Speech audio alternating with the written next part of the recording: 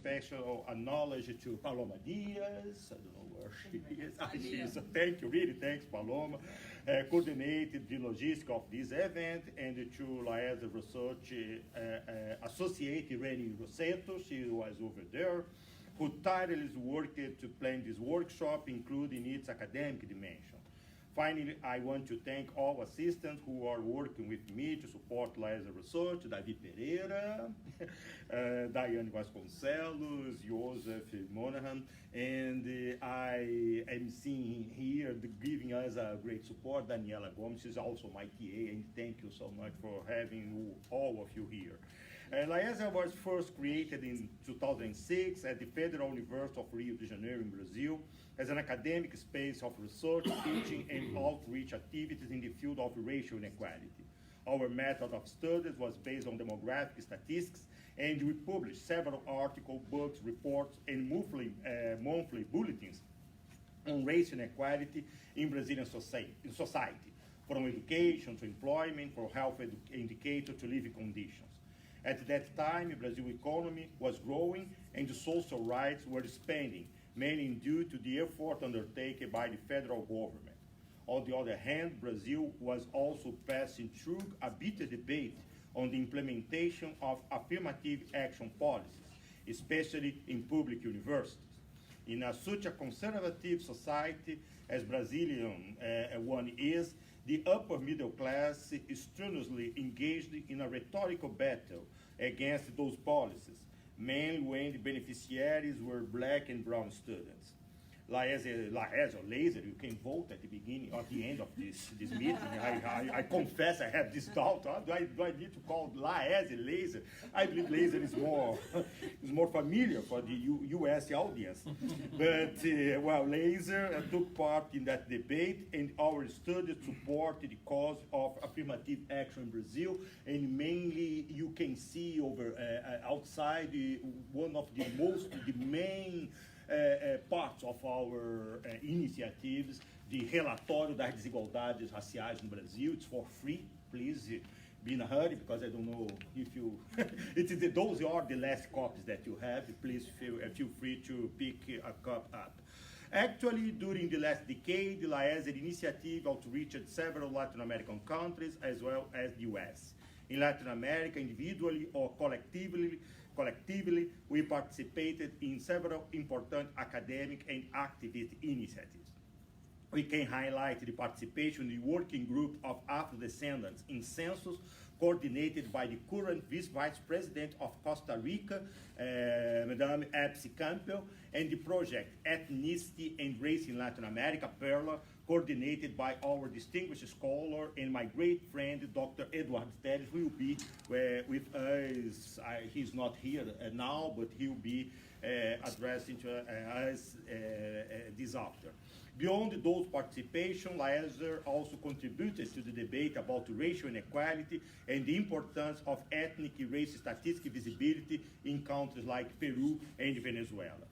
At UT Austin, LAESER, now renominated Laboratory for Ethnic and Racial Equity, work as a collaborative academic space for research and ethnic racial inequality in Latin America and the US.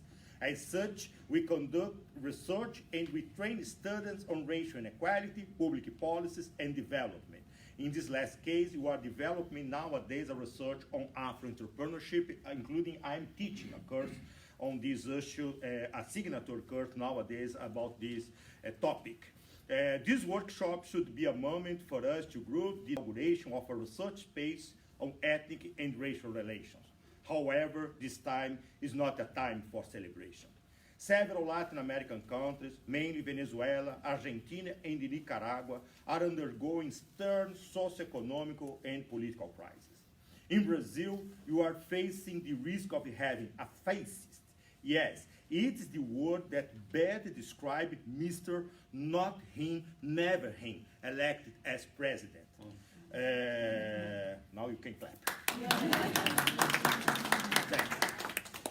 Yet, this daunting scenario is not just limited to those countries. In this period of globalization, co-economies, and permanent replacing of technological boundaries, it seems that Latin American nations as whole have been left behind.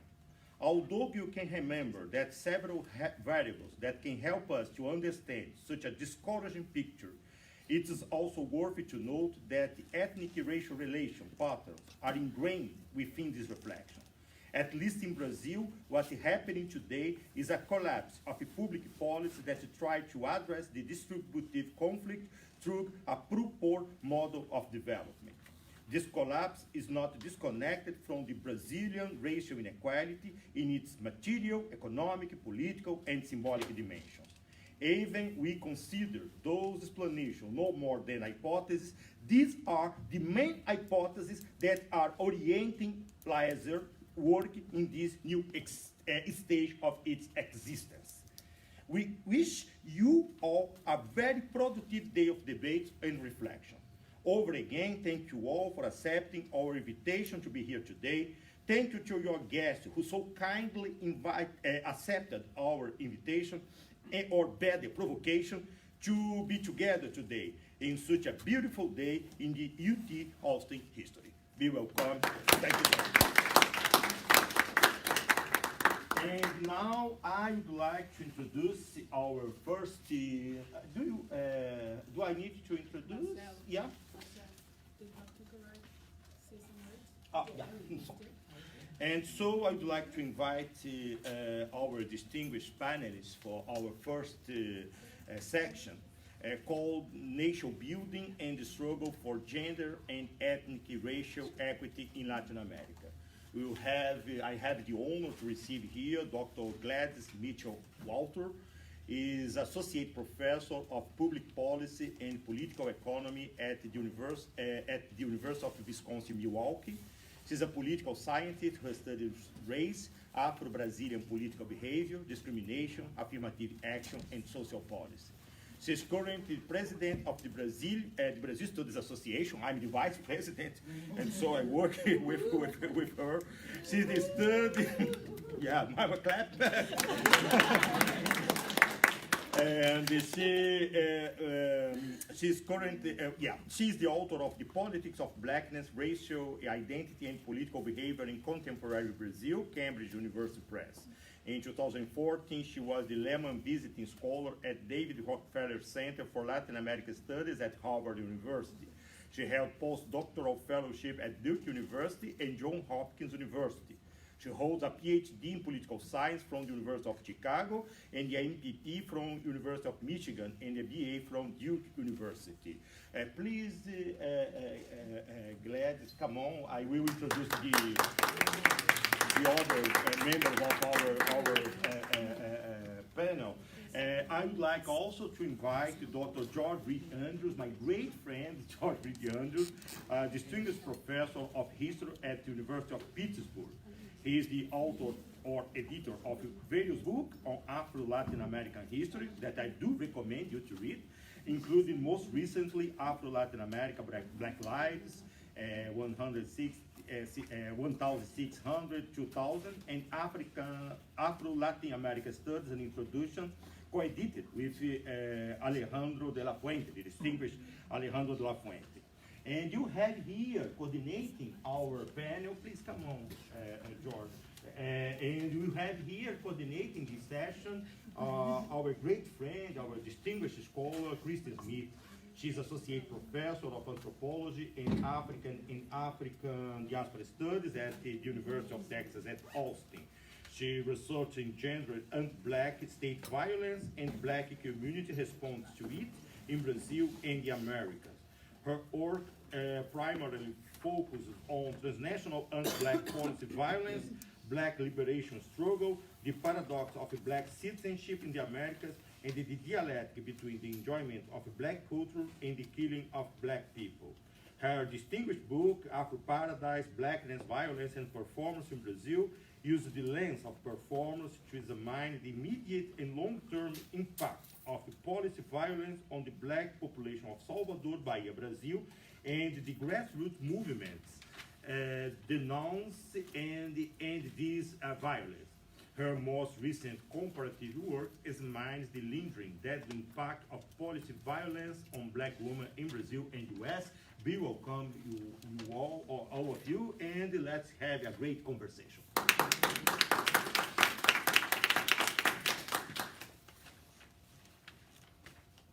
So I am going to introduce, well, we already have introduced each other, and so I think the best way for us to proceed is to just go in the order that we were introduced. Is that the best way to go? So we'll start with Gladys.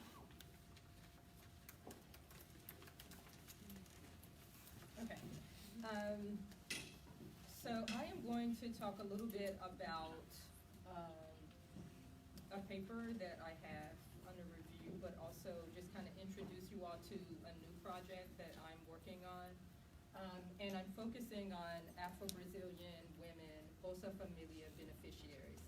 So the bulk of this presentation is going to be on on the quantitative aspects, and I apologize for people who have already seen this presentation.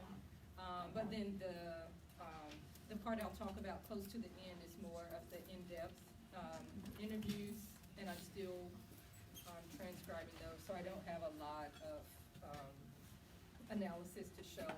And I went back to Brazil this summer, so I have nothing on that because those are still being transcribed, those interviews. But I will talk a little bit about it. Can we go to the next slide? Yes. No, okay, back.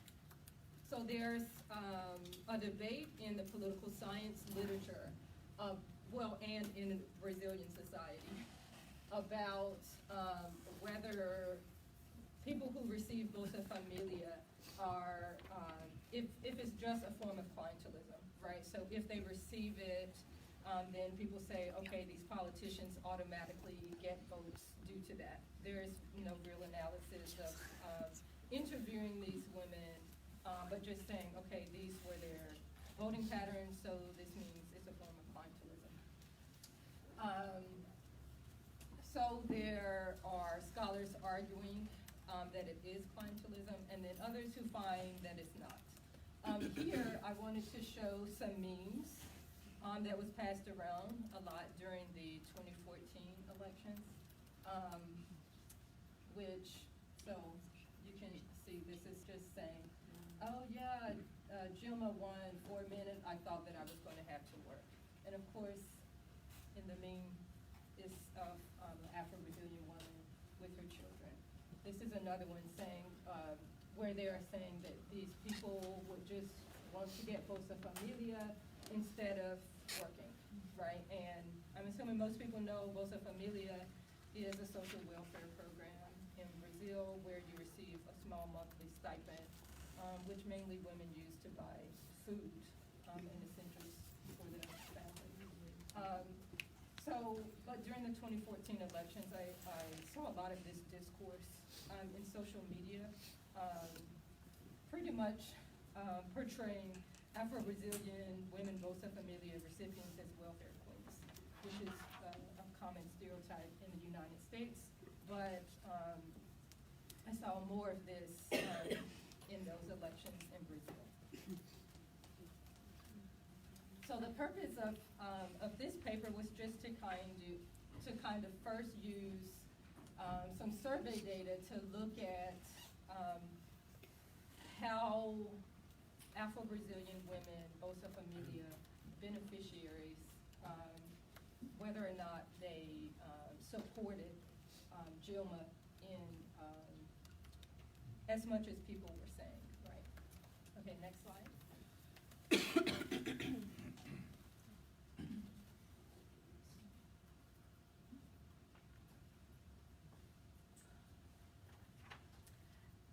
I'll just keep talking until we can get that fixed.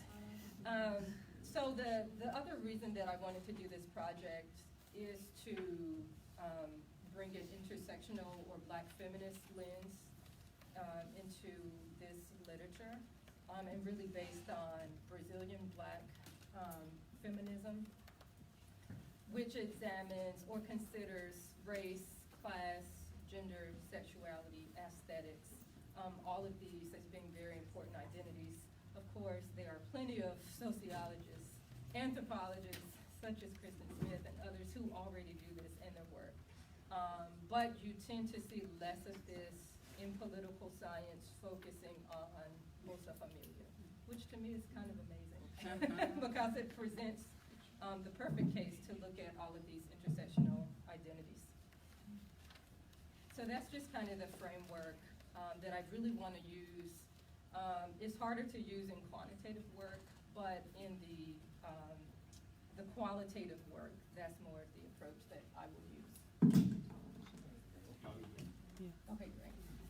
So 73% of those receiving Bolsa Familia are Black and brown, and 68% of Bolsa Familia households are headed by Black and brown women.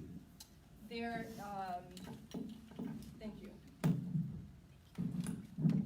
In terms of research in an experimental setting, Aguilar et al. Found that self-identified pretos show a preference for voting for pretos. And then in some of my own survey work, self-identified Negros and pretos showed a preference for voting for Negro politicians. The reason that I brought this up is with the thought that perhaps certain identities will lead to certain ways of seeing the political and social world. This is what I just talked about. So there are two key components to think about when thinking about Black feminism, Brazilian Black feminism. The one is that I already mentioned, right, intersectional identities. And then the second is self-empowerment and liberation, so that's the goal. So one way to think about this project, again, the more of the qualitative aspect of the project, is not just how women are marginalized who receive Bolsa Familia, but how they might have their own ways of becoming self-empowered and liberated. So that's another part of the project that I would also try to do. Okay, so again, for what I'm mainly focusing on today, these are the research questions. What is the role of intersectional identities in the experience of discrimination on presidential and political trust? So presidential support and political trust. And so the first hypothesis is that self-identified Preta women will be less satisfied with Rousseff, as they are most penalized in the labor market and may still need assistance, even if living in households that receive Bolsa Familia. And then the second hypothesis is individuals who have experienced discrimination will be less trustworthy of the Brazilian political system. And again, I'm only looking at Bolsa Familia beneficiaries. Okay, next slide. So the methodology, I have this in bold because that's the one I'm focusing on today, is a national survey of Brazil, the Latin American Political Opinion Project. And this was in 2012. They do have a 2014 one, but it doesn't include any questions on discrimination. The other two, these are the ones that I spoke about earlier, the in-depth interviews. So this was preliminary work in 2016. So 20 interviews with Afro-descendant Bolsa Familia beneficiaries in Rio, and then 20 in Uberlândia. And some of the things we look at are evaluations of individual economic, of one's individual economic conditions of Black people in general, political party affiliation. We have some other questions where we ask about, what do you think about the current president and things like that. And then in-depth interviews this summer was in Salvador, Sao Paulo, and San Luis, and we conducted 40 in each city. This one has more questions, so opinions of the person just spoke about, that was spoken about earlier. We also have questions on discrimination. So this is what makes this study a little different than some of the other studies where people do have interviews with Bolsa Familia beneficiaries, but they don't have questions about discrimination. So we have questions about discrimination based on skin color, gender, neighborhood, Bolsa Familia status, things like that. And then we also have these other things, information on one's skin tone, neighborhood, those type of things. Okay, so this is just a crosstab of assessment of who said whose job in office. This is among the general population. So you'll see the sample size is 1397. It's going to keep shrinking because I pull out people who say that they live in a household where someone receives Bolsa Familia. So we don't actually have this survey doesn't have a question about do you receive Bolsa Familia. The question is, does someone in your household receive Bolsa Familia? So that's the limitation of the survey. But again, so for the general population is pretty high. 50% say good, 10% say very good. And then you can see 34% who good or bad. Next. Okay, so now I'm comparing Bolsa Familia versus non-Bolsa Familia. Still they're pretty similar, right? So 50% in both categories say good, and then you have 15% in Bolsa Familia households saying very good, and 9% in non-Bolsa Familia households saying very good. So again, general population. Okay, and next. This is the one that's really interesting to me. So again, this is just a crosstab. I haven't put in any controls. And what you can see is for those who said very bad and bad, 25% are Bolsa Familia, are black women. So that's self-identified preta women. 20% are self-identified preto men. This goes against the literature that says, right, that, oh, Bolsa Familia recipients support the president just because they received this, they received this benefit, right? And yeah, it sounds very simple, but that's really what they're saying. When just looking at voting outcomes. Okay, next. All right, so the next thing that I do, and I don't have the order logistic regression because I've given this presentation in audiences that are made up of a number of people, and I don't want to bore people with graphs and charts. So, but what I did is I put in controls, right? So now it's not just a simple crosstab, but I want to look at a number of variables. So I look at racial identification. And so so the dependent variable is satisfaction of Gilma Husefi, which is the question that we were just looking at. But then I put in these controls: racial identification, income, education, gender, age, urban versus rural, discrimination, political party. And then this is a variable that I interacted, racial identification and gender. And again, I was doing this to try to get an intersectionality. But again, it's limited because it's a subsample of a survey, so the sample size is reduced. And then when I put in more control variables, it's reduced even more.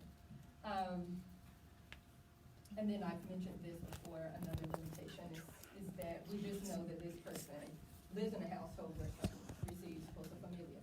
So the only statistically significant variable here is political party. And then when you look at support, you will find that more leftist-leaning, people with leftist leanings are more likely to support, to be satisfied with Gilma Husefi. But the variable I was really interested in was the one where I interacted race and gender, but that one is not statistically significant. So the next part is that I want to look at trust in the Brazilian political system. But again, only among this small subsample of Bolsa Familia beneficiaries. So same control variables. Except here I have discrimination as a variable. And they have 3 different discrimination questions. One has to do with discrimination in government buildings. I think discrimination in public places maybe, and then the third one. But this is the one that was statistically significant. So here, if you have experienced discrimination, you are less likely to have trust in the Brazilian political system. Okay, so so basically for this one, and again, my sample size got really small. Like in some cases, less than 200 people. So there's really a need for more survey work. So that is a project I'm thinking about this summer. Again, with these questions that will ask about discrimination and things like that. And then of course there's a need for qualitative data, so I'm just going to briefly talk about that. So this is the 2016. So this one we have a total of 40 interviews, but only 15 have been transcribed, so these are still being transcribed. So I'm only reporting what I have. So of those 15, these are percentages, and this is just a breakdown of self-identified racial categories. So 61% identified as Parda. These are all women. 13% identified as Negra. 13% as Preta, and then this 13% are people who said, oh, well, my documents say that I'm Parda, but I'm Negra. But I wanted to separate that group out. So those are just the percentages of the 15 that we have transcribed. Okay, and then here, just to kind of give you an idea of some of the information that I have so far. So we have 3 different questions. Since the economic and political crisis of 2014, has your economic situation changed? That's one question. The next is, do you think the economic situation of Negros have changed? And then the third is, do you think the economic situation of Karenji people or needy people changed? So for this one, and these are just raw numbers, and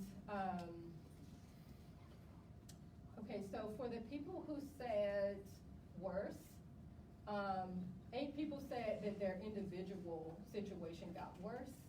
9 said the individual situation of needy people got worse. And then only 2 said that the situation of Black people got worse. So here, a lot of people, when asked about the situation of Blacks, they gave a colorblind response. Which is that they really didn't answer the question. They said, oh, I don't see color, we're all the same. That was the response to the question. So they didn't say anything about, oh, I think it's better or worse for Blacks. The answer was, I see everybody the same. And then this one, all of these people just said, oh, there was really no change, right, for like individual situation and things like that. And then 2 people said the situation of Blacks got better. Only 1 said their individual economic situation was better. Okay, this is what I mentioned before, and this is actually a large part of a larger project, which I'm doing in Brazil and the US, is to look at Afro-descendant women's social welfare beneficiaries' political opinions. Again, the reason I'm focusing on this group is that the group is often ignored. We don't talk about Black women, especially low-income Black women in the academic literature. So the 3 cities in Brazil are Salvador, São Paulo, and São Luís. And then in the US, Chicago, Milwaukee, and Charlotte. I really can't give any results except for I can just say some small observations are that at the time we were doing these interviews in Brazil, lots of people talked about Lula as a political party. So not just as a candidate, but like in answer to the question, what do you think, or what political party are you affiliated with? Many people would say Lula. They didn't say BT, they said Lula. So, and then the other interesting thing about the sample for the United States, and we're looking at both SNAP and WIC recipients. These are both social welfare programs is that in our sample, we have Black women with college degrees. And we don't have that in Brazil, right? So the penalty for being Black and a woman and low income is that, you can have a college degree and you still might need these social welfare programs. This is what I was talking about earlier, that I want to continue in terms of, or not continue, but create some surveys, perhaps this summer, but also including some rural areas in Bahia and also Rio. So that is it. Thank you.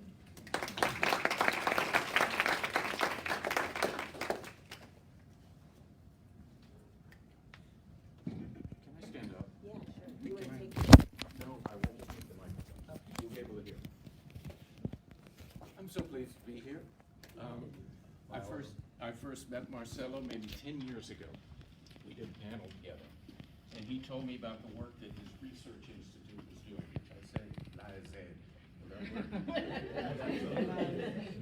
They were working with Brazilian census data. They were doing things that nobody else except I think for IBGE was doing, but they were taking that data and they were making it accessible to big mass audiences. They had an interactive website where school children could work with census data in very simple forms to get tabulations on racial inequality and racial composition of various states.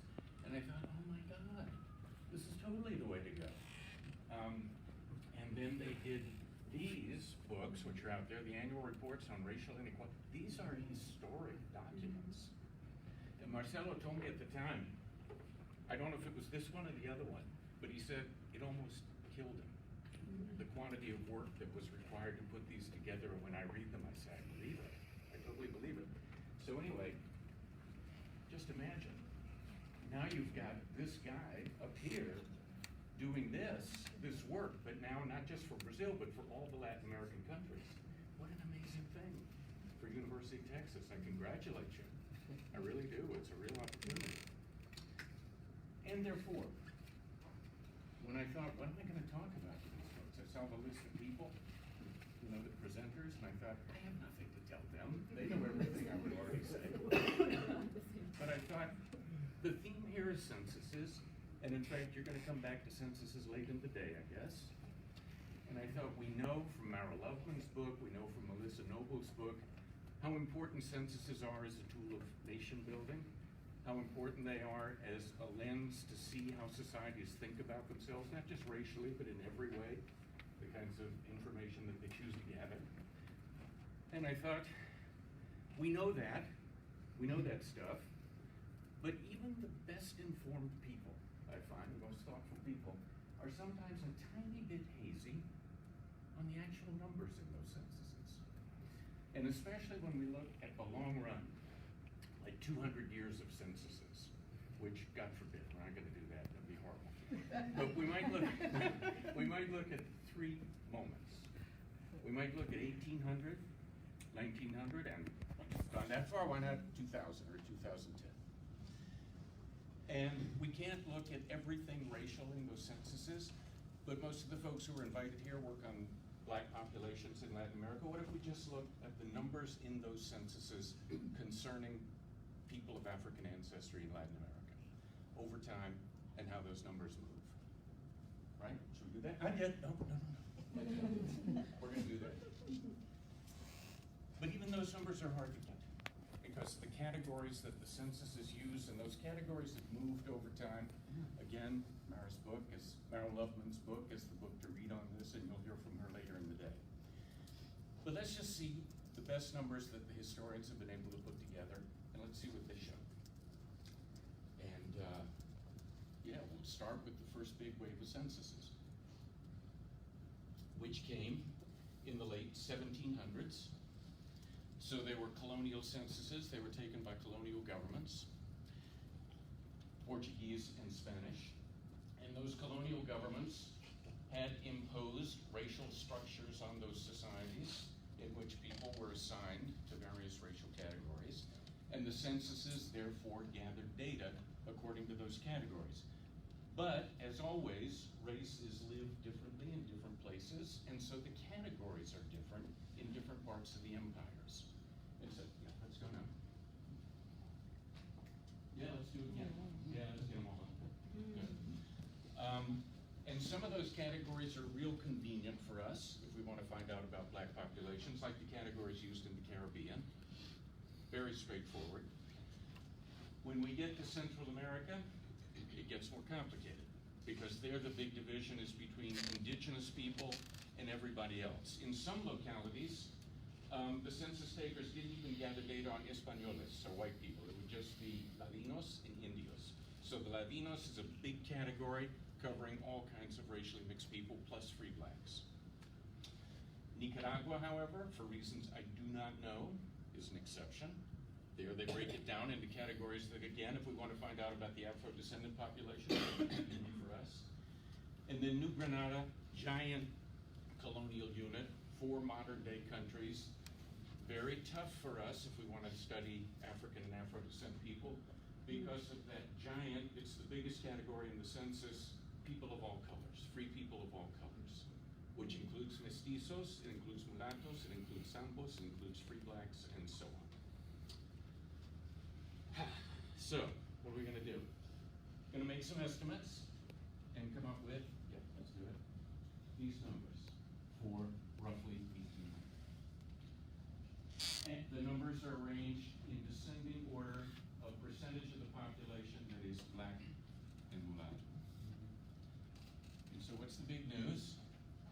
The big news for me is that 6 countries, 6 future countries, they're not countries yet, are majority black and mulatto as of 1800.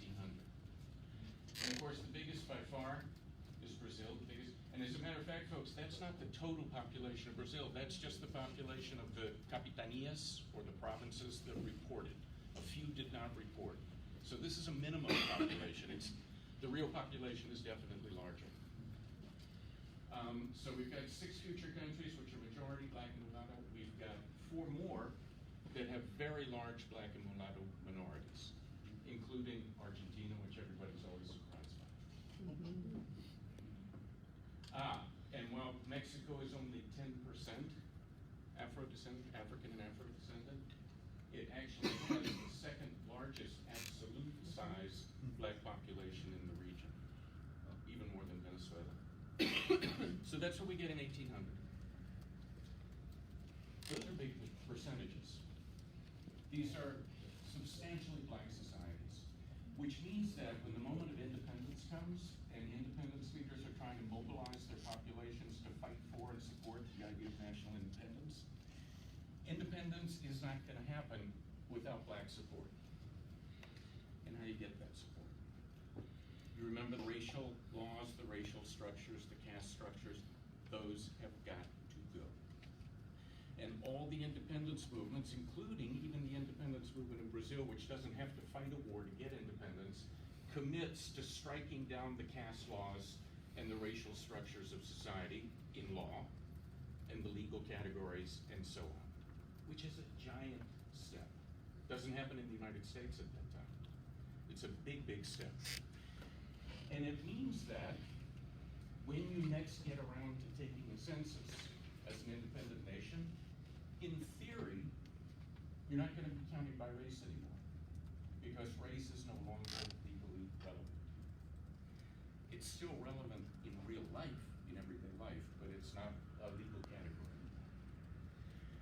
This turns out to be kind of a moot point, because most nations are so destroyed after the wars that it's going to be decades before they'll be able to put together a national census. When they start to, in large numbers, in the 2nd half of the century, new developments, the rise of scientific racism, every government every educated person knows that individuals' character is fundamentally determined by their racial background, and that the destiny of nations is determined by their racial background. So from that point of view, even though legally you shouldn't be counting race, count race to find out how things are going to go with your society now and in the future. Or on the other hand, maybe you don't count by race, because maybe you go on an oath. And you would prefer to think of yourself as a society in which race doesn't take on place. So these are competing demands and competing ideas about what you do when it comes time to take the census, which for almost every country it does in the late 1800s. What's the outcome of those competing demands? Back to Mara's book, I'm cribbing shamelessly from her. She found that of the censuses taken between 1850 and 1920, roughly half count race, roughly half don't count race. A lot of countries do both. Some years they count race and some years they don't count race. Brazil does that. They count in 1872, first census, 1890, the second census. They find that their population has gone from 58% black and mulatto in 1872 to 47%. That's good news. They don't count race again until 1940. Argentina and Uruguay, countries really kind of transforming themselves into white nations. They will never count race in the national census. Uruguay does in the 1850s, but never again until the early 2000s. But they do count race in two censuses that they take of their national capitals, Buenos Aires and Montevideo, in the late 1880s. Buenos Aires is 98% white. Montevideo was 99% white. They should have gone national. They would have been very happy with the results, but they didn't. So 1900's tough for us. And we just have a few numbers. Still two countries which are majority or close to majority or very close to majority, black and mulatto. Yeah, they have dropped, but still substantial now, between 30 and 40% of the population. But for most of the countries, we don't have that data. We don't have racial data. And these countries, even these countries, as we push further into the 20th century, and as race is totally discredited as a concept, even these countries are going to stop counting. I don't have Costa Rican data. They must not have been counting in the beginning. They will count black people for the last time in 1953. Dominican Republic will count black people for the last time in 1960. Brazil counts them in 1960, but then doesn't publish the data and drops the data completely from the census of 1970. Race really drops out of the census by mid-century. But yeah, here I didn't know how many people we would have here. The folks who've been invited to speak all know that then black movements and indigenous movements in the late 1900s demand to put race back into the census. But now in a completely different way, right? Different from, say, the colonial period, when the idea was to find out how many soldiers do you have that you can recruit, how many taxpayers do you have that you can collect taxes from. Now in the late 1900s, the idea is completely the opposite. It's, instead of enforcing racial difference in order to make use of population, it's to try to get data so that you can enforce racial inclusion and think seriously about how to overcome this long-standing situation of racial inequality. So we got censuses now. Starts in Brazil, black and indigenous movements in other countries say, hey, we gotta do this too. And they did those.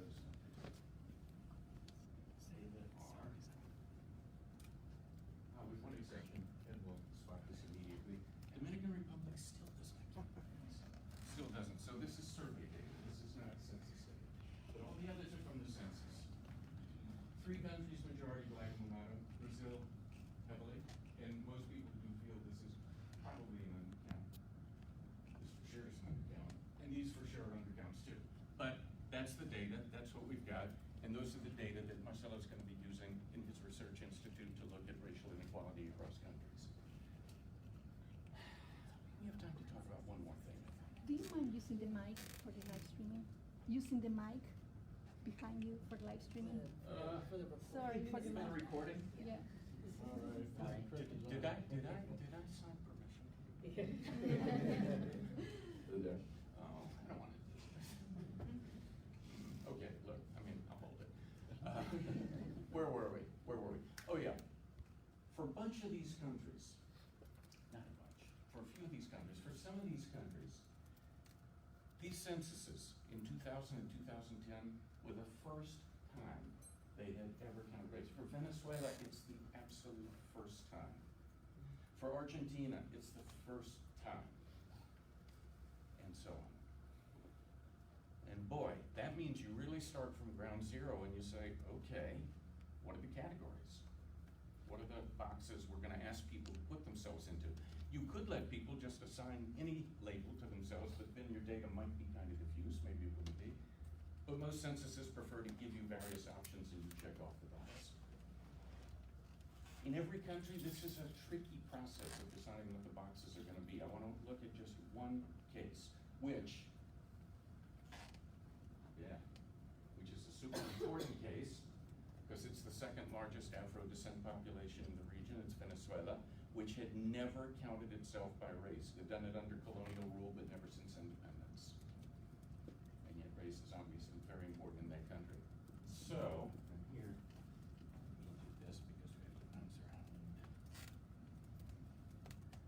Yeah. There's a process, long process of conversation and consultation among Black organizations, government agencies. They consult with demographers from other countries. It takes the better part of a year to come up with these categories. There are 4.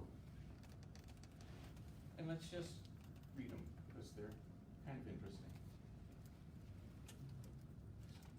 Go ahead, it's up there. Everybody can read it? Yeah. Let's start with Negro. How did it strike you?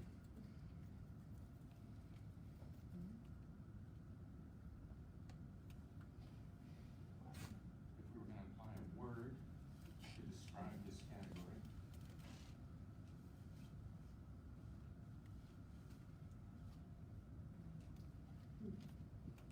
heavy phenotype, may have African cultural practices, probably doesn't know what they are. Okay, that's the Negro category. Then the Afro-descendant category. This is a category that really comes out of the Black movements of the late 1900s, early 2000s. Totally different set of criteria, right?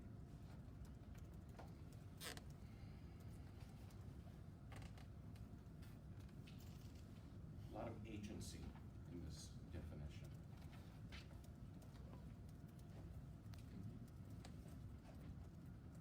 People who survive, people who recognize, people who perceive, who evaluate, and who consider. And that's a category in the census. 2 more.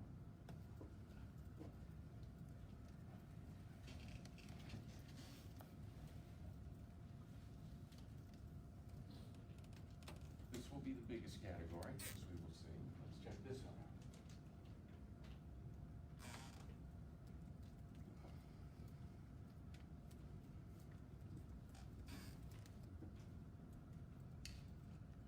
And as you can probably recall from the numbers, since Moreno turns out to be the biggest since Venezuela ends up having a very large Afro-descendant population, I decided to count these people as Afro-descendants, as people of color. And largely on the basis of this definition. Can you see why?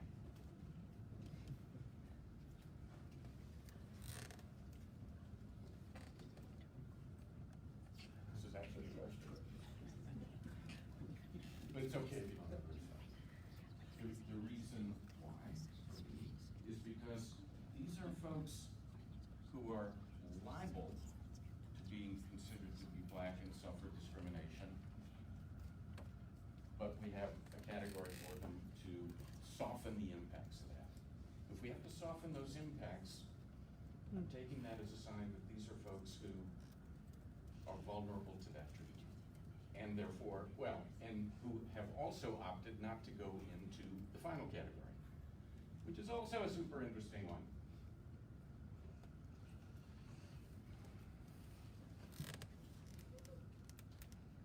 Yeah, white has been used in different ways in different places. And yeah, like other common terms, its precise definition is somewhat uncertain, they say. I'm not so sure. Anyway, let's see what the numbers are on the basis of those 4 categories. On several dimensions. And a little bit of a last one. First of all, in terms of size, not too many people are gonna go with the Negro category. Even fewer are gonna go with Afro-Descendants. And the majority of the population, small majority, but still majority, are gonna go with Moreno, and the rest are white. Already, but now it gets interesting, because, yeah, let's look at these indicators, classic indicators of inequality.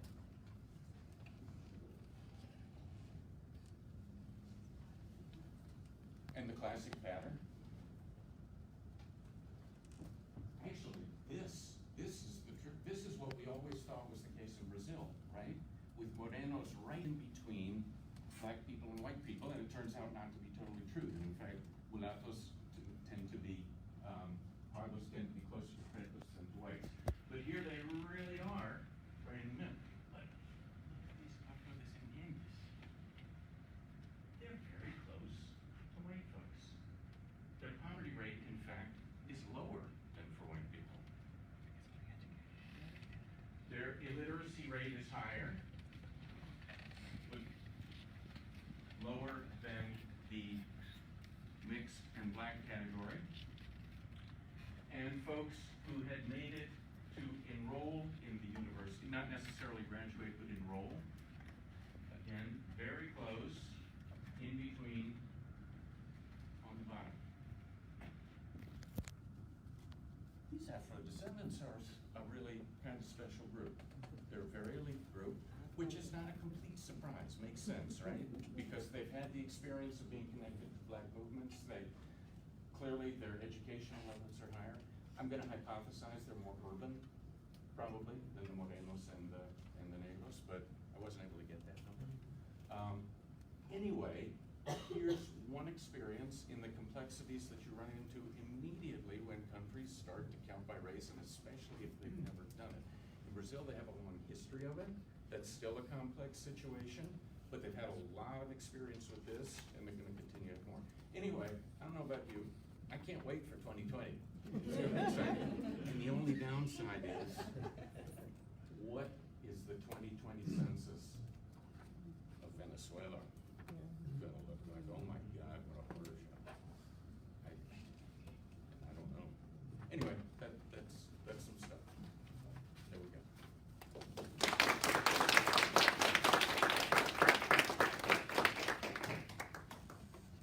Good morning, everyone. First, I want to thank both of our panelists for their really interesting and engaging presentations. I think that you all gave us a lot to think about in terms of what the numbers can tell us about experiences, and particularly Black experiences in Latin America. And I think that what I would like to do is to frame my comments, which will be brief, I promise. Because I really think that we all want to get to questions as well. But I want to frame my comments in the form of questions and reflections from the non-quantitative person at the table today. I feel very much like a fish out of water, although I thank Dr. Paixão for his invitation. As a sociocultural anthropologist, I'm very, very, very, very, very qualitative, and probably on the humanistic side of social science in the far extreme. And so I will be a little bit different, but I'm hoping to bring in a perspective that will allow us to really think about the consequences and the significance of what we were just discussing. And I really want to begin by asking, what are the political stakes of census data collection at this political moment? So we are in a moment of crisis in the region. Professor Andrews just mentioned Venezuela. Professor Paixão started by mentioning Brazil. I cannot help but also think about the comparative work that we need to do in locating the United States, as Professor Walthour is doing. We are in a moment of political crisis. And although we are also in the midst of the United Nations Decade of the People of African Descent, it seems to me that we need to think seriously and critically about what race means right now, and what it means to count, and what it means to think about the data in this way. As I was thinking about Professor Andrews' presentation, and I saw the 1800 and 1900 and 2000/2010, and then you mentioned what's 2020 going to look like. And I realized that much of the shift has been focused on questions of power. And so a question that I have is, what is the relationship between racial categories and power? And what is the relationship between how we think about and count race and the politics of survival? So many of you all know that on March 13th of this year, Marielle Franco was assassinated in Brazil. A queer Black woman from a favela who was a vereadora, or a councilwoman, who was speaking out very fervently against police violence in Rio de Janeiro. And her assassination was not only shocking and deeply disturbing, but also sent shockwaves around the world, because it was a reminder of just how precarious we are, not only as people of color and Black and Indigenous people in the region, but particularly as Black women. And when I think about the numbers, I think about power. And what I found fascinating about Professor Reid's look at the categories of race was that, to me, one of the things that's always missing when we think about how we understand and define race is how these categories are related to power. Because pigment is not all that we ascribe to these categories. And how we define people and how we've defined people over time have real consequences. And so, for me, one of the important aspects of LAESER,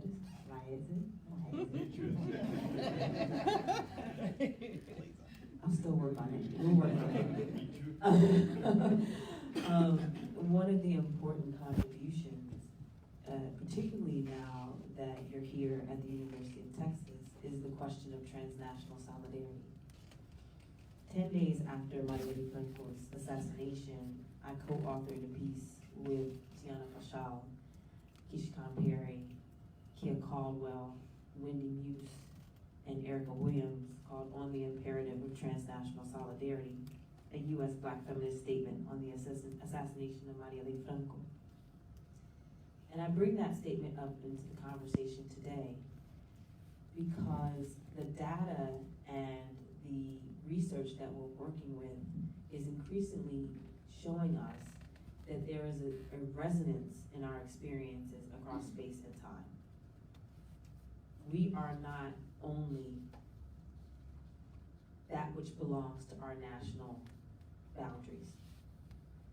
We are interconnected, our histories are interconnected, our presents are interconnected, and our futures are interconnected.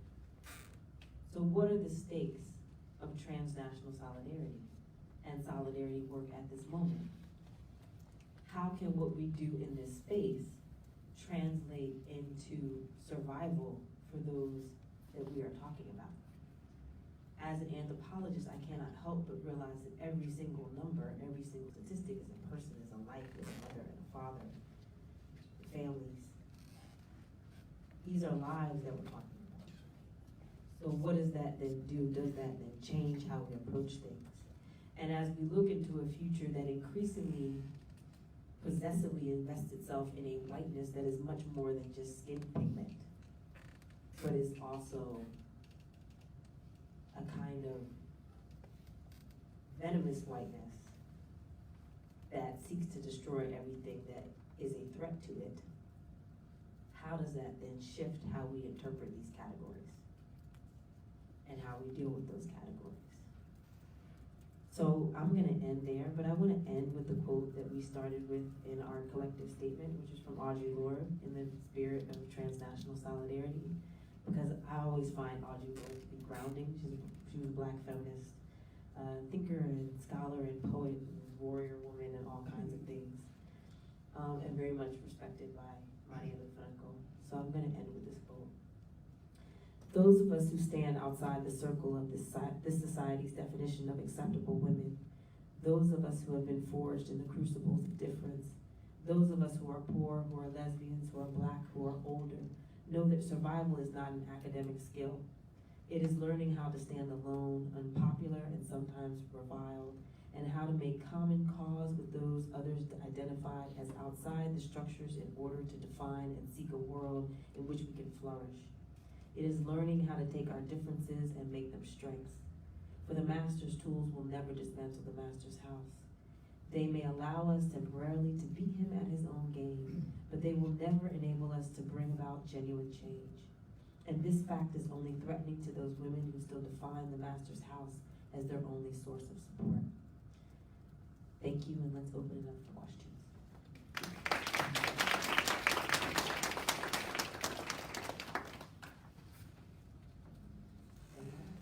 How do we want to do this, Marcelo? Do you want to have everybody talking to it? I have a question, but I prefer to listen to the other first. Do you want us to pass the mic someone? Yes. Yes. Yes? Paloma, is that best for recording? Okay. Okay. So Daniela? And then. Thank you very much for the presenters. Thank you, Dr. Mitchell-Walthour. My comment is really brief. I think the data that you are presenting is really important, because one of the things that we who are wondering what's going to happen with us in Brazil now, one thing that we have been considering is, where did you lose feeling about what was going on in our peripheries, for example? So when you have these numbers from 2013 talking about people who received Bolsa Família who are actually rejecting Dilma Rousseff, this is certainly a prototype of what is going on now with so many Black and brown people supporting Bolsonaro. So thank you for the data, and certainly can help us to enlighten these shadows. And Dr. Reid, thank you very much for your presentation. One question that I have for you: few people who are studying whiteness in Brazil, they are presenting, like Lia Wagner-Schuckman, that some people in Brazil are considered white when compared to Black people, but when compared to other white people, like with European ascendants, they are not that white and they are going to be discriminated against. So do you perceive that in your other analysis of Latin American countries? Is that a movement that is ongoing in those countries as well? Or do you think that's something that is really specific of the kind of racism that we have in Brazil? Thank you.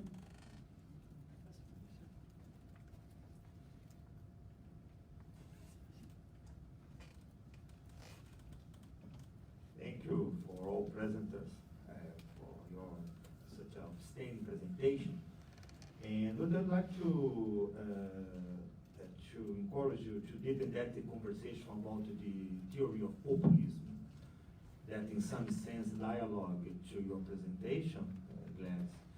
And talk about something very important that you wrote in one book, Afro-Latin America, in a very interesting hypothesis in which this connection between populism, and you know that this theory, among quotation marks, about populism is very controversial, but in some sense we developed it. We know that in the recent research tried to connect, and I know that you in some sense reflected about this, tried to connect cabecitas negras in Argentina, or the Brazilian populism, or even nowadays, if you remember the experience of Venezuela with Hugo Chavez, and the color component beyond how we assess the conflict of Venezuela, it is visible that there is a kind of mismatch or a big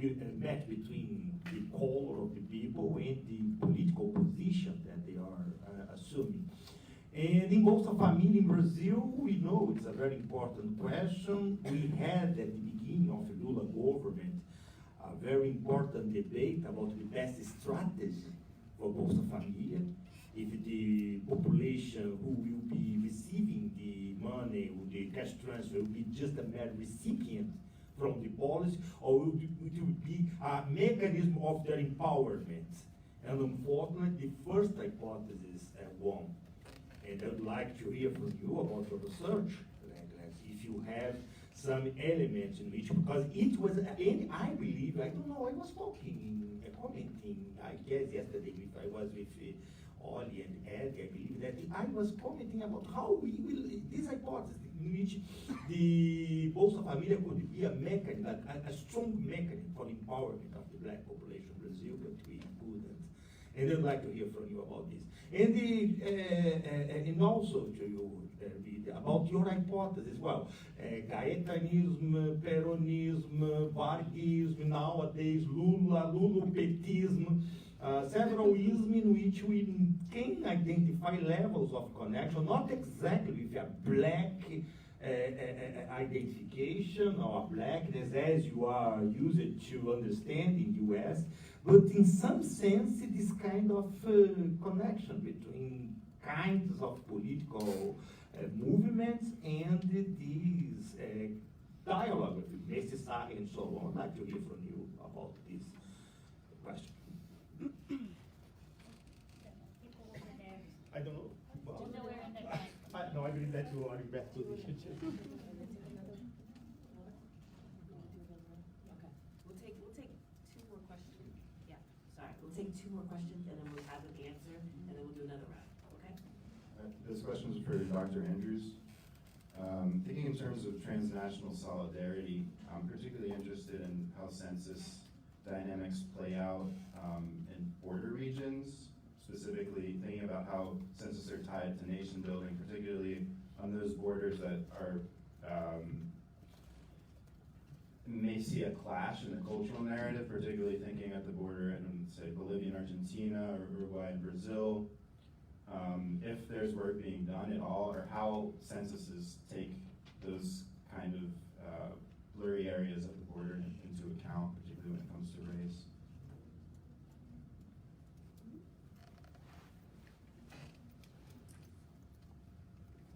Thank you. I also have a question for Dr. Andrews, and I apologize, I'm not from the academic community, so I come from a grant-making organization.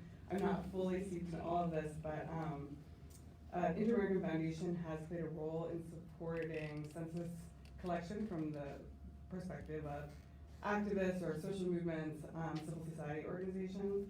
And it's a very specific question. Actually, we've received a proposal to work on census in Panama for the 2020 round from an Afro-descendant group. And my question was, just looking at the data in Panama, what's going on between 1800 and 2010 that I went from 66% to 9%? And I'm curious, like, what are the factors you would attribute to that, historical or otherwise, to help us understand a little bit better what are the opportunities for supporting the 2020 round?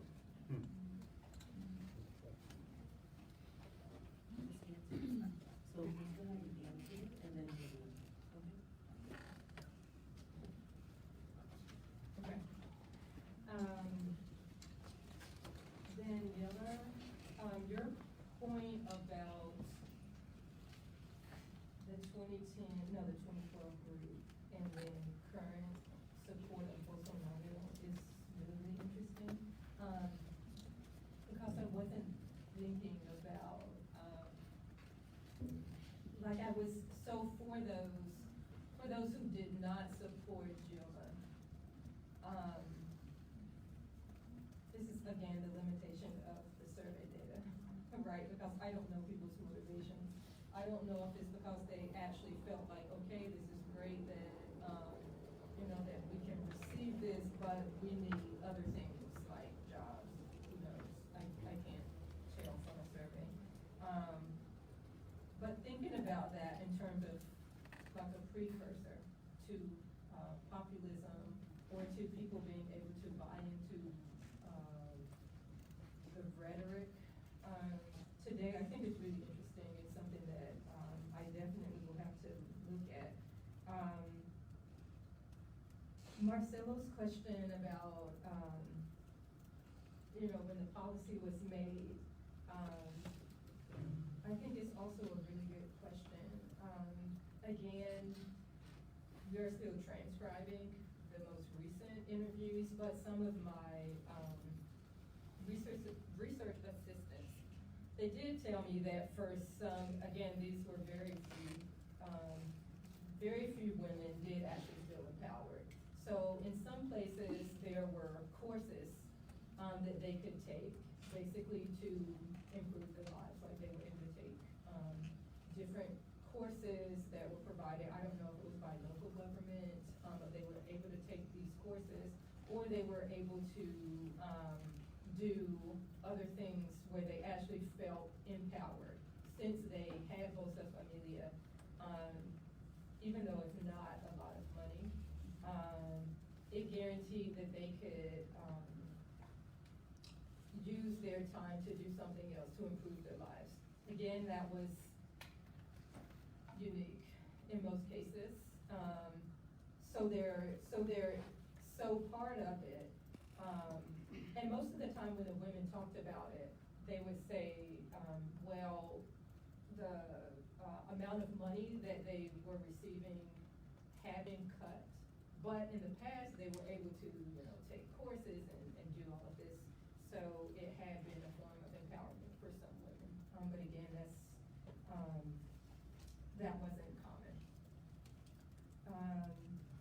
And then, yeah, I think also what you said in terms of populism and looking at it globally or in other Latin American countries is important, of course, in terms of what Christen just mentioned, in terms of also looking at the US, I think it's really, really important. And I think comparing both countries is really important too, in terms of how do you get people to buy into populism, or in the case of the US, we haven't, well, no, that's not true. Actually in Milwaukee, there were some women who were Trump fans, so even if they hadn't voted. So there is a way that we have to think about how is it that some people buy into it. A lot of people of the social welfare beneficiaries in Milwaukee were just very isolated, had little political information. Some people actually didn't know who the president was. But I think this part about looking at these research questions transnationally is really, really important. And then the other thing is that for the interviews in Brazil, we paid them, each person, we paid them $20 US, which was almost 80 reais, which doesn't seem like a lot of money, but it actually, for some people, it was more than what they were receiving for Bolsa Familia. So just in terms of course, that's a short-term way of compensating people, but it's important to think about. And then, of course, thinking about larger ways of social change, I think is important, especially transnationally. So. Yes, indeed. These were great questions. There were a string of them. The first had to do with the ambiguities of racial identification, the people who would be white in one setting or perhaps not white in others, and the same with Fargo and the same with Pedro, and so on and so forth. We know this is the case. You had asked, is it the case in other Latin American countries? It is absolutely the case in other Latin American countries as well. We've got so many great people in this room who've done work on this stuff. I do think the first thing to read about this, and in fact, we'll just do it in our graduate seminar a few weeks from now, I was just reading it again the last week, is the Pigmentocracies book, Ed Tellis's book, which looks every chapter on Mexico, Peru, Colombia, and Brazil, of course, Brazil, looks at a variety of ways in which people identify themselves or are identified by others, and the very different racial counts that you get depending on different ways of identification. So, you know, this leads for me actually to a research question, which maybe people have worked on. I don't know if they have or not. When the census takers go out, I'd love to have scholars going out with them. And I'd like to have the scholars observe what happens in those encounters. I would also love to have the scholars, have the researchers, ask the people who are being counted, what's your stake in this? What do you think is going on when you identify yourself in various ways, or when you provide information? How are you deciding on the label that you decided on? But for sure, also to see what the census takers are doing. I gave this presentation just last week at Penn State University, and a young man raised his hand and said, you know, this was super interesting. He said, I worked on that census in Ecuador a few years ago. I was a census taker. And we started talking about, what was it like? What'd you do? And so, how did people react when you asked them to put race? He said, well, a lot of times, you know, the people in the house weren't there. And so the person who was there would answer for everybody else. They would say, yeah, we're all X. And he said, you know, sometimes I really did not agree, but of course my instructions were to take their count, and so on and so forth. Anyway, more research. The census data, I always have to emphasize this, it's the opposite of the end of our inquiries. It's just a starting point. We get some numbers and we immediately have to start thinking, A, how were those numbers gathered? What did they mean? What was the involvement of the people who generated them, and so on? And is stuff like this being done? You can tell us later on. The relationship between race and populism, absolutely.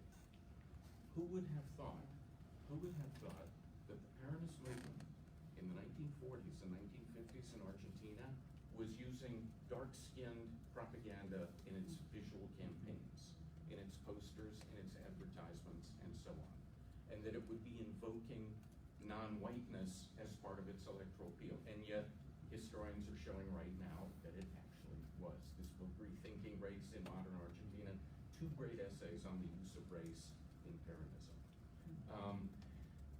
And this, of course, is part of a larger history in which, and it begins at the very beginning with independence and all the way through the 1800s and all the way through the 1900s and all the way through the present, in which people in every racial group are looking at political movements and political options and contending political factions and trying to decide who makes most sense to them. And I do believe that those patterns are there, that the popular liberal currents of the 19th century speak very strongly to black populations in Colombia, Panama, and Venezuela, and so on. That the labor-based movements of the 1900s speak very strongly to, and the populist movements speak, and they have to speak, because in a multiracial society, any movement that claims to be representing the people as people has to adopt a non-white character. It's representing white people as well, but it for sure is representing non-white people because they need representation more than the bulk of the white population. And therefore, I'm pained by your data, and I feel bad about it, because I would like to have seen more continuing support for the teaching and its programs among the people you're talking to. I think you make a great case as to why that support perhaps was not there. And it means those movements have to be working harder, right? I think for me, one of the most, there's so many bad things about our current moment. One of the bad things is that it's given populism a bad name. I'm a big fan of populist movements, especially in Latin America. But of course, populism can cut all kinds of different ways depending on the people who impose it and messages. So, censuses and borders. Another fabulous question. It's a research question, right? I don't know what census bureaus do now and have done in the past to accommodate for those very fluid situations around the borders. Oh my God, it's the analog of the question we were just asking about race. What's going on when people identify themselves in certain racial ways to census takers? What's going on the borders? Hey, and you're perfectly situated. There's a border near here. You gotta get down there and find out what's going on when they take the census on both sides. Oh, wouldn't that be something? Oh my God, a research project, yes. on the Mexican and yes, and US censuses taken the same year. Are they in contact with each other? Okay. Anyway, go for it. Oh, and Panama.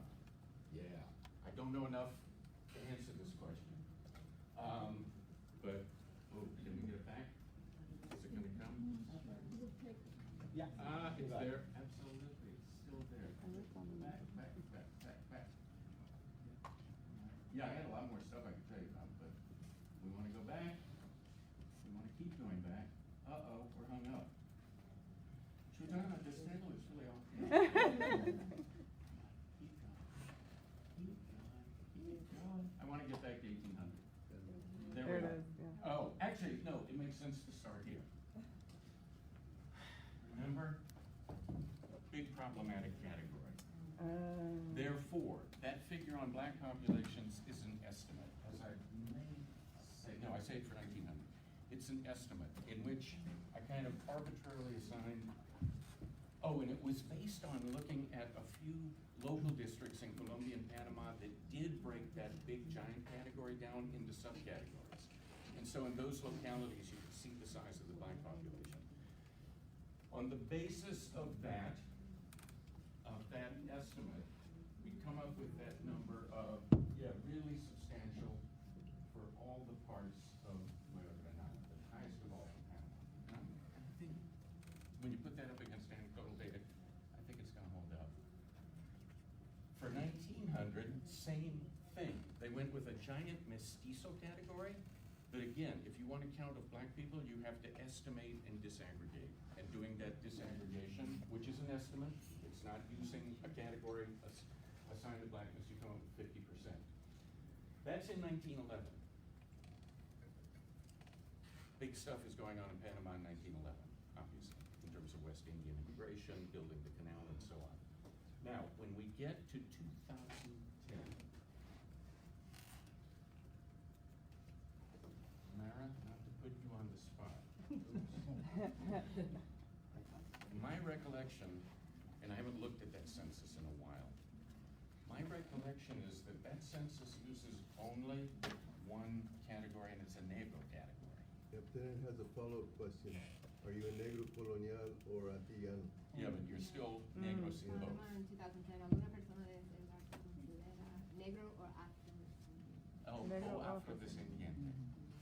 Okay, well, again, this is a research question. For whatever reason, only 11% of the population, or is it 9% of the population went with that category. Now, if you had had a moreno, mulatto, pardo category, you might have gotten counts that look much more like Brazil and Venezuela. And of But you all, didn't. yeah, and of all the social movements that critique the undercount, the Afro-Panamanian movement critiques that number the most. It's got to, they've got to, because that's obviously a huge undercount. Yeah. So that's what I think is going, hey, which means money. You gotta give them the money. I'll let her know the Panama rep now.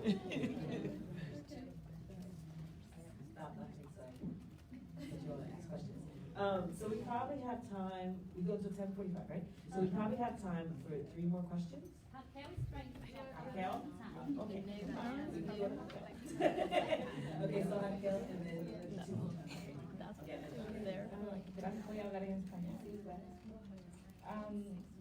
Acerca de en Honduras, desde el 2011, bueno, desde el censo del 2001 se ha incorporado las categorías de pueblos indígenas, pero ha habido un debate en la comunidad garífuna en el uso del término afrodescendiente, porque muchos líderes consideran que es un término que resta y no suma, y que también opaca identidades culturales, en el caso nuestro, y también es una posibilidad de que el gobierno lo utilice para restar derechos también como comunidad garífuna en Honduras. Y el otro cuestionamiento ha sido sobre los números, porque se ha cuestionado si realmente los datos, si realmente estamos representados con los datos que el gobierno está mostrando acerca de cuántos somos, cuántos indígenas y garífunas somos en el país. Entonces, eso han sido los dos cuestionamientos, los números de los censos y también la categoría de afrodescendiente que resta derechos y opaca identidades. We're just gonna next to Ana.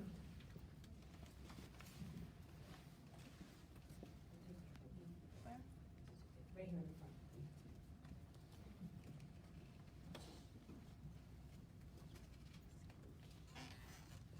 Thank you all for an interesting presentation. I had some questions on terminology that I was thinking about, and for Dr. Mitchell-Walthour, I was wondering about the use of clientelism, because it struck me that in the U.S. we never use that to talk about a person's choice of a party or a candidate, and I wonder if you could talk about the way that, and I'm an historian of Brazil, so I know where the term comes from, and I realize that it has historical use and utility. But I wonder if when it's being applied to contemporary politics, and particularly the distance between the individual and a president, whether it takes out some of the agency of these people's right to make a political decision based on politics, I mean, and policy, rather than, and it kind of conflates all of that into this reactionary, personalistic approach to politics, which doesn't actually give them any agency in their political choices. And so I think that's the beauty of this transnational approach that you're doing, is that it begins to question these terms that are natural in some ways for us. And so I wonder if what you thought about that, I guess, and whether you're trying to maybe push back on that term, or whether you think it's useful in other ways. So that was one question. And for Professor Andrews, I had another question on terminology, actually, because I'm trying to imagine this, what would have been a mess of a committee that produced those racial terms, and why the black description is so phenotypical, and why the white one is the constructed category, right? Which is the opposite to what historians have been, I mean, I guess it's the opposite to what historians and social scientists have been trying to do, is push back on the idea of everything maybe as being constructed, socially constructed. But certainly a little bit less on the whiteness construction. And so I'm trying to think whether, I guess I was wondering what you thought about where that came from, and whether it's intended to be open so as to fit all of these people that might be moreno or identified as white compared to, identified as brown compared to other whites. So whether they were trying to make whiteness open in a Latin American way, or whether they were trying, I guess I'm just befuddled by the very different approaches. You have this kind of really cool diasporic definition for the Afro-Descendente, and then you have this phenotypical one for blackness, and then you have this really culturally constructed one for whiteness, and they're all over the map. And so I'm trying to figure out, what are the agendas that got those particular definitions through, and where you thought those came from. So I'd be interested. Carla, and then we'll take two more. Carla, and then we'll.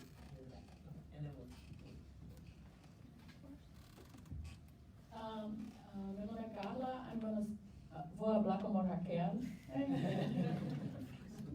Para o professor Walthour first. Eu queria uma pergunta a respeito de como é que você fez a questão a respeito de discriminação racial e de gênero, como é que você formulou essa pergunta e os efeitos que ela teve em campo com as suas interlocutoras, e se você eventualmente fez essa mesma pergunta ou algo parecido aqui também nos Estados Unidos, que enfim, para a gente fazer essa conversa transnacional também é uma conversa de tradução, né?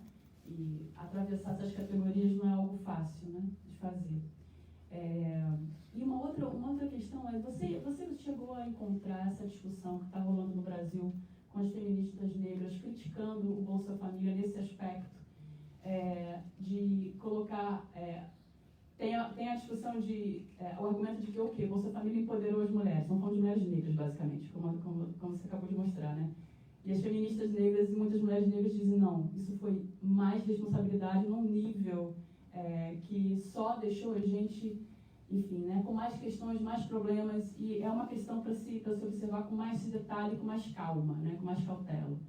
Então, as mulheres que já carregavam todas as responsabilidades de sempre, as mulheres negras ainda, né, teve essa tarefa institucional para gerir, que não é algo fácil. Embora o dinheiro seja pouco, as responsabilidades de administrar, né, a coisa da matrícula na escola, a coisa das vacinas, enfim, tem uma rede de questões que essas mulheres precisavam também dar conta, e isso acarretou aí mais questões e mais peso nas costas da gente. Então, só queria saber se você chegou a aproximar a essas questões também, ou se você pretende fazer isso. E é isso. Thank you. Obrigada, Carla. And the last one in the back.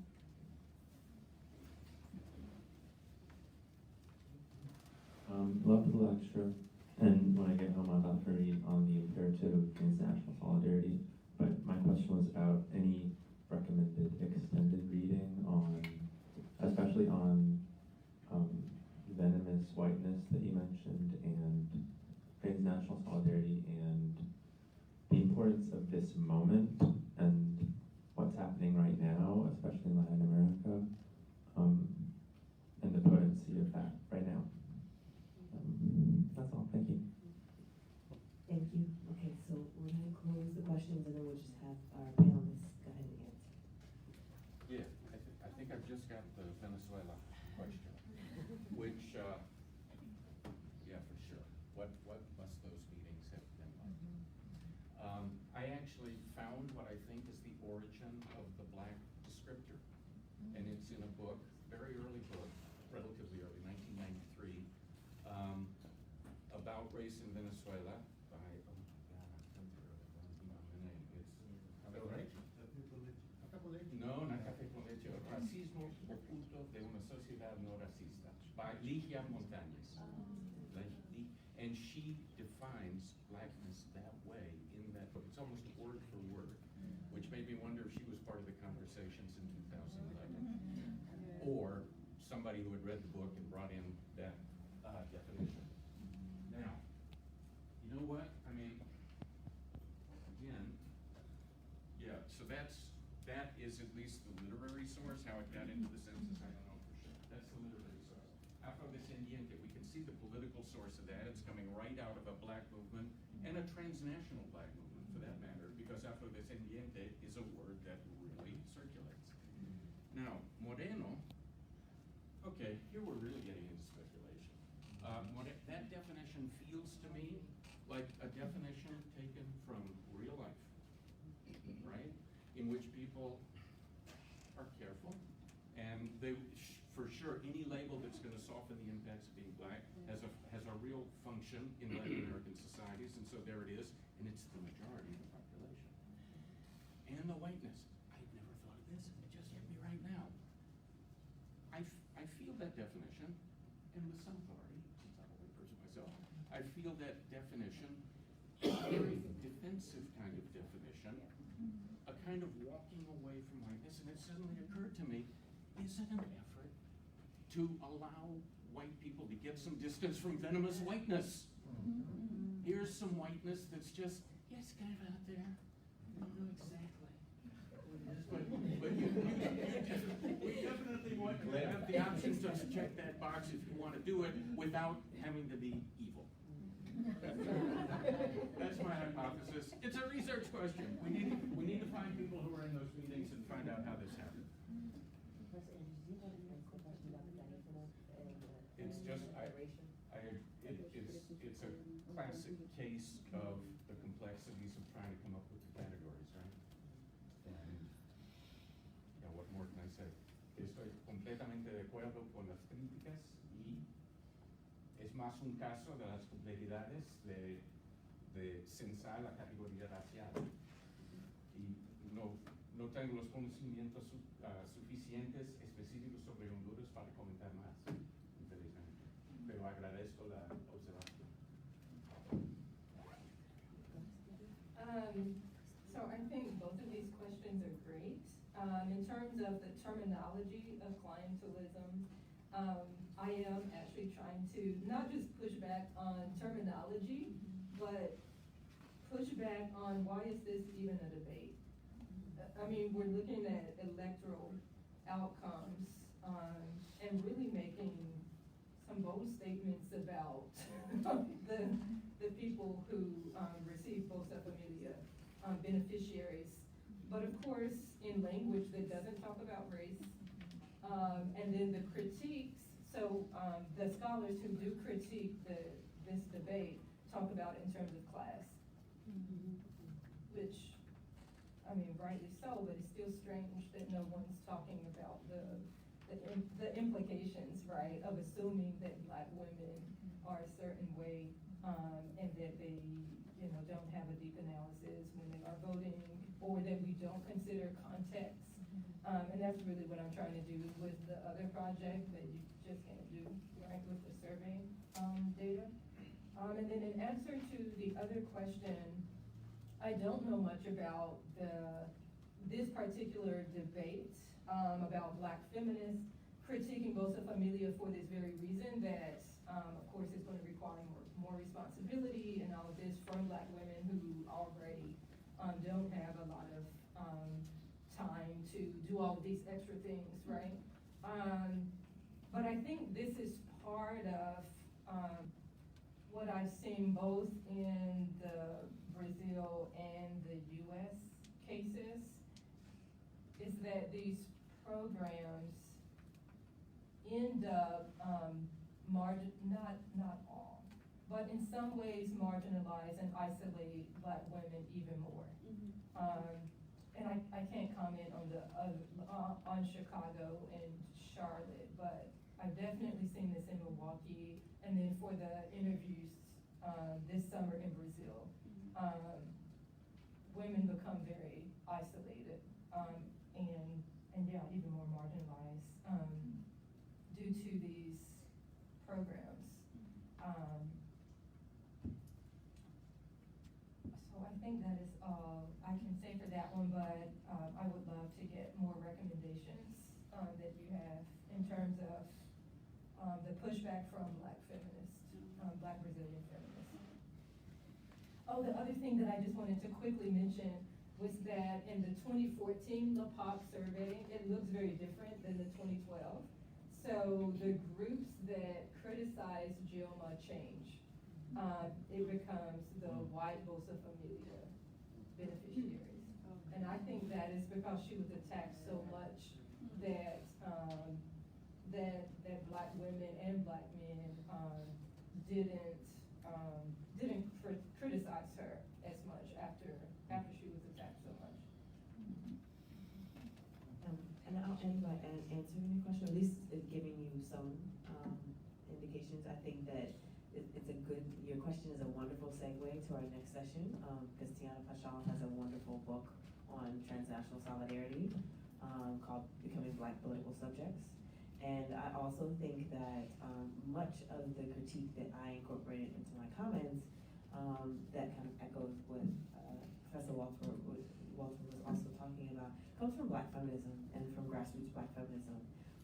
People like Sueli Carneiro, Leda Gonzalez, Beatriz Nascimento, Ochicoriel. I think there's a number of Black feminists from Latin America who talk about the ways that whiteness gets situated and its relationship to power, and I would really encourage you to look at that work, and I can give you some indications later.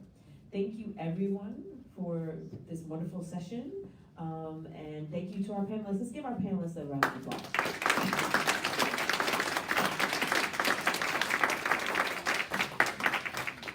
And now we have a break and